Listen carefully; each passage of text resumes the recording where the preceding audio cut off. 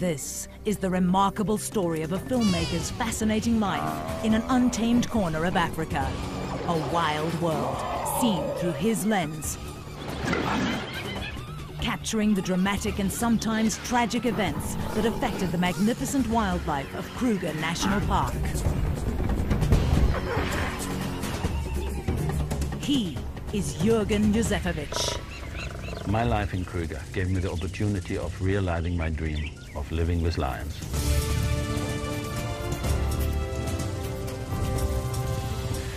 By 1998, Jürgen had produced 9 films about the wildlife of Kruger.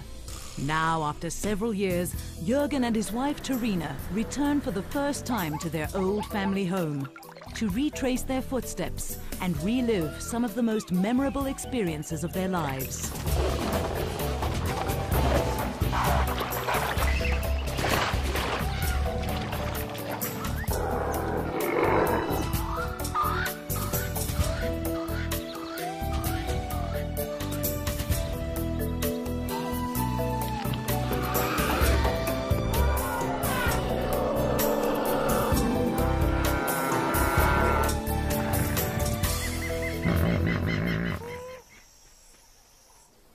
For Jürgen, today is a very special day.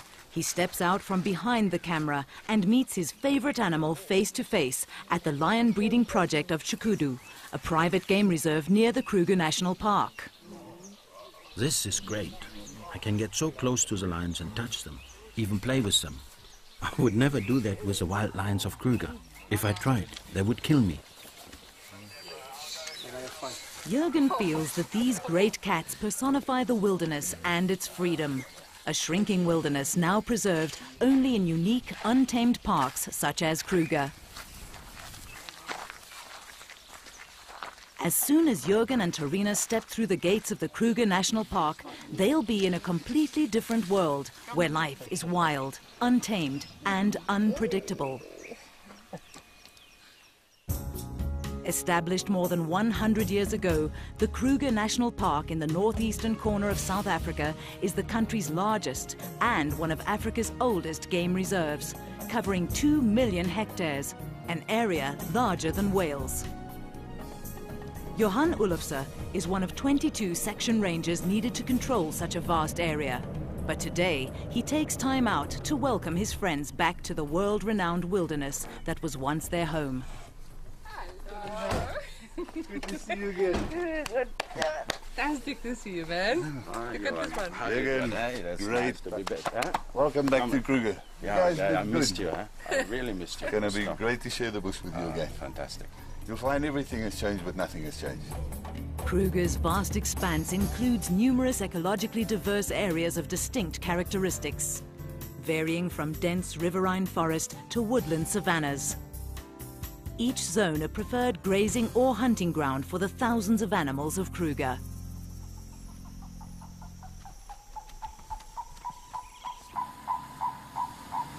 During their 12 years in the park, Jürgen and Terina lived, filmed and photographed in most of these areas.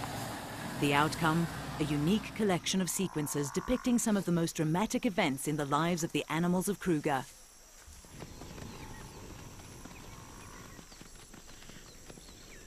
Husband and wife grew to know the animals so well through their filming and photography that natural events touched their lives as much as they did the wildlife, the exhilaration of a birth or the sadness of a death, and the heart-wrenching despair of a natural disaster.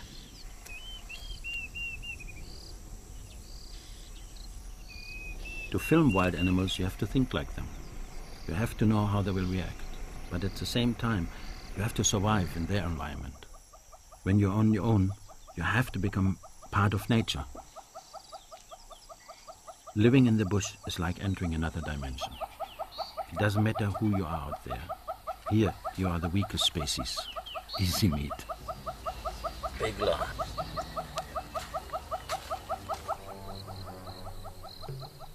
Approaching wild animals is not for the faint-hearted, and only an experienced tracker should risk a close encounter with the king of beasts.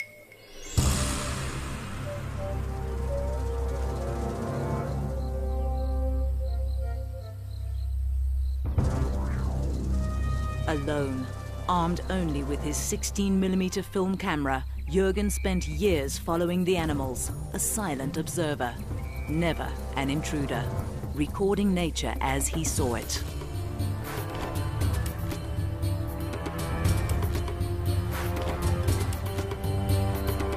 Lions became Jürgen's favorite subjects. They epitomized a power and freedom in the wild which man has lost. Kruger is lion country. For 8 years I followed one pride that hunted this area. These could be some of the cubs that I watched grow, but I don't think they remember me. Jürgen thinks back to 1989 when he first met a very special male which he named Hanglip. At that time, Hanglip and his brother had just taken over the pride. For the next 8 years, Jürgen watched as Hanglip maintained his authority. This is an incredible achievement for a lion. Research shows that most lions rule a pride for no more than 4 years before being ousted by a younger, more powerful male. When Jürgen first met Hanglip and his pride, the family group was small, with only 2 males, 4 adult females, and a few cubs. Under his reign, the pride grew steadily throughout the dry cycle that gripped Kruger Park. Hanglip was a fantastic male, confident of his power, and he accepted me. He allowed me to follow the pride when they went hunting, and I was fascinated by their strategies.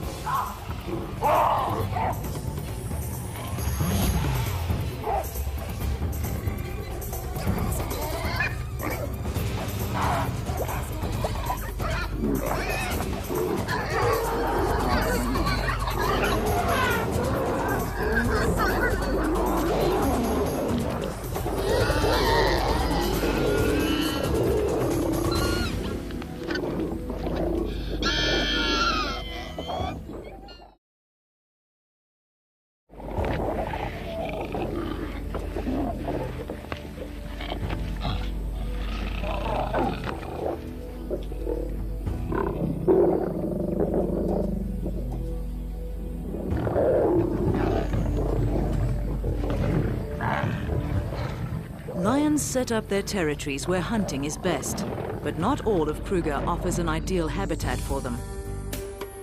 In 1986, when Jürgen and Terina arrived in Kruger, they were based in the remote northern area of Pafuri.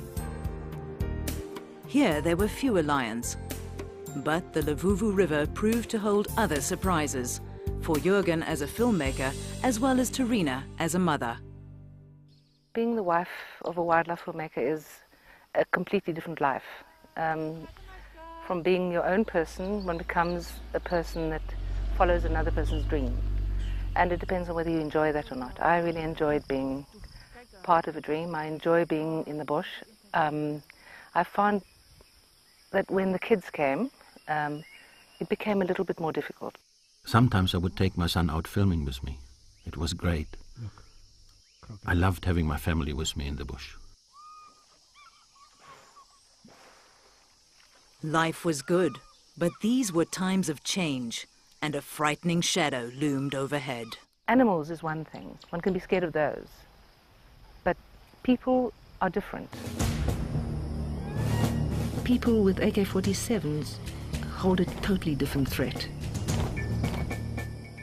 In the late 1980s, this remote area of South Africa, bordering Zimbabwe and Mozambique, provided an ideal, unprotected entry for freedom fighters. They came at night, on foot. The scariest part for me in the bush was when we were huddled around the fire at night and we knew they were out there. We heard gunfire, but there was nothing we could do. We were totally vulnerable. Of course there were risks living with a family in this area. But if wildlife filmmakers only worked where political situations are perfect, they would never make films. Now, 12 years later, the political situation has calmed, but life in the park continues as always. Some of the cycles are as predictable as the passing of the seasons, while others as unpredictable as a wild animal. Today, Jürgen instinctively applies all the lessons he learned while living in this untamed environment. He's confident that some things never change. To find the action, he looks for tracks in the sand by the river.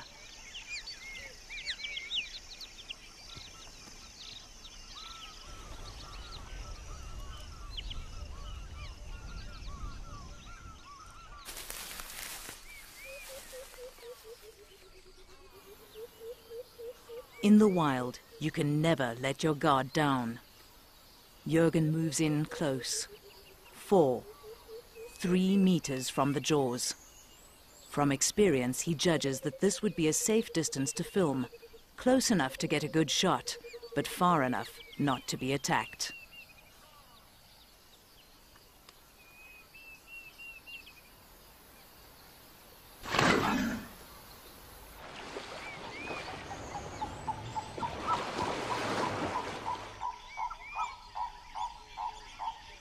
The river is full now, but back in '88 it was a different story. The river had stopped flowing and the animals had to come down to drink at the last remaining puddles. Here I could film some exceptional behavior.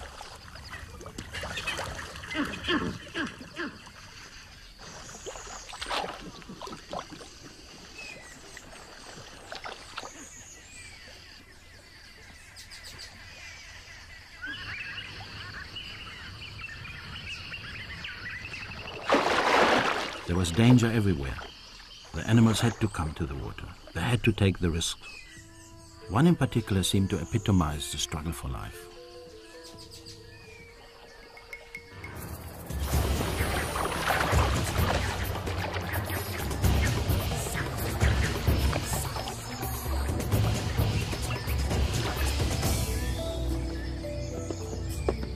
I was amazed that the little antelope had survived the attack.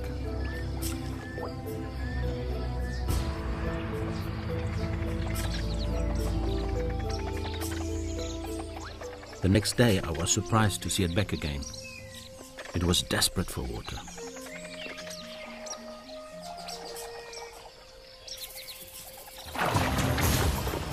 After that, I never saw it again. It was most probably taken by lions. The lions seemed to know the dangers and dug deeper into drinking holes already made by elephants. But others were still forced to go down to the drying river.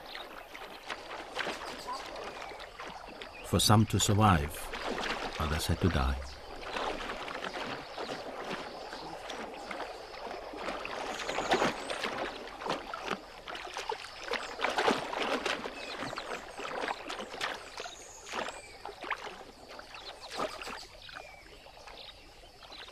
There were so many crocodiles crowded in the small pool. The two large males got into a fight for dominance.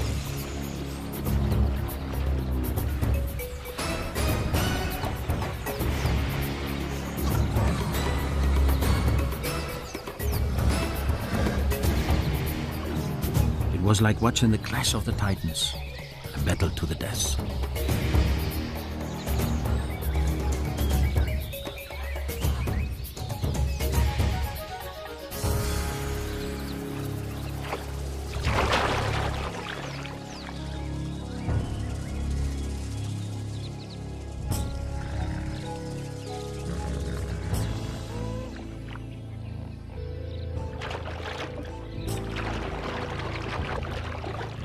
Jürgen watched in astonishment as the other crocodiles moved in without hesitation to eat the loser, proving that in nature, nothing goes to waste.